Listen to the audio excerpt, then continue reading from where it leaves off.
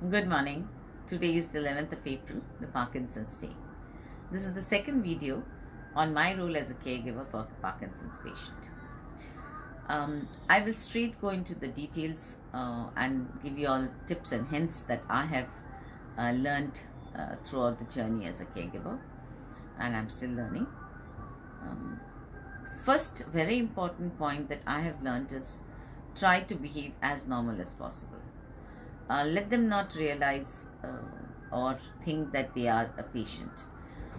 That will make life more difficult. I purposely behave as if X can do everything, though I know that practically it's not possible. Such patients take a lot of time, a long time to accept their condition. I can share an anecdote with you. Even after 2 to 3 years, um, X complained to some doctors that I was giving him medicines which were not necessary. Well, the doctor was smart enough, he understood, and he gave him the reasons of how, if that was so, he would have been a mad person by now. As a caregiver, you need not feel hurt or annoyed or irritated that they are not trusting you, but because you have to realize that's a part of the disease. And it is not so easy for them to accept the condition. As a Parkinson's patient caregiver, you are aware of the on time and off time. So it's very important to keep a tab on that, and in consultation with the doctor, give the medication as per the duration that is required. And that monitoring is very important because at times the on time can increase, at times it can decrease depending on the situation. And when the wearing off phase happens, I'm sure you would have noted that they are very irritated as they cannot do what they want, they cannot move, their body pains, they become stiff, they are fatigued, and hence they may be irritated, and that's where the caregiver or us, we need to be very patient with them and help them with the daily course and overcome the situation till the on time comes on. Very early on, I had read about the importance of yoga, physiotherapy, exercise for such kind of patients, and hence I had kept a yoga teacher and a physiotherapist coming in 2 to 3 times a day, 2 to 3 times per week. But as the time went and the disease progressed, I had to make it a daily thing. I know it's a very expensive affair. I could have done it myself. I have, in fact, learned the nitty-gritties of physiotherapy and the techniques. But as any caregiver will understand, ghar ki murgi dal barabar. It is very difficult to make the patient, listen to you, motivate them to do exercise daily, and that's when you have to seek help externally.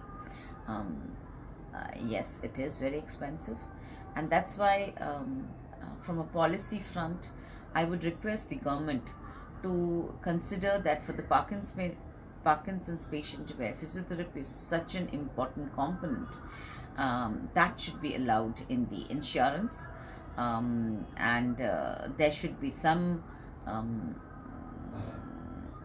monthly or per annum waiver given for such Parkinson's patients and their dependents and the person who takes care of them.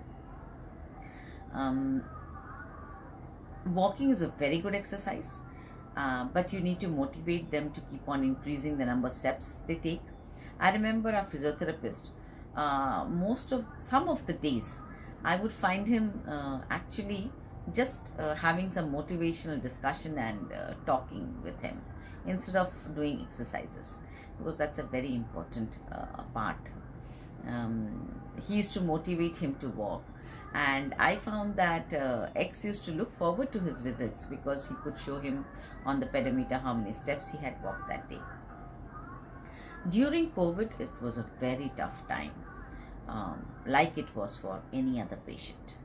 The physiotherapist and the yoga teacher could not come, and it was very difficult to make them do exercise every day.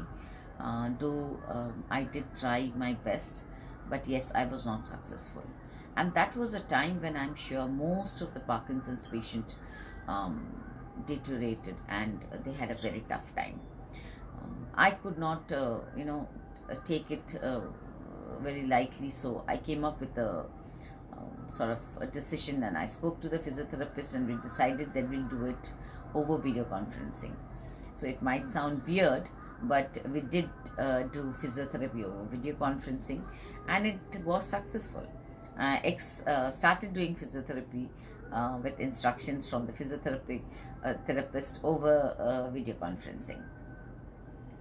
I started giving X piano lessons because that helped in eye and hand coordination. It's very important. So some of you can try other means. Cognitive exercises are very important. So there are ways and means of keeping them mentally active. Having read that such patients also slowly lose their swallowing capabilities and speech ability, I looked up the internet and studied and learned the different speech and language therapies. And I taught the yoga teacher, and she started giving them for quite some time now. That has helped because otherwise the voice becomes very feeble. They have difficulty in swallowing. That would lead to expiration pneumonia, and which are some of the causes of death for such patients. There are many tips that you may not get from a doctor, but it comes from a natural caregiver instinct.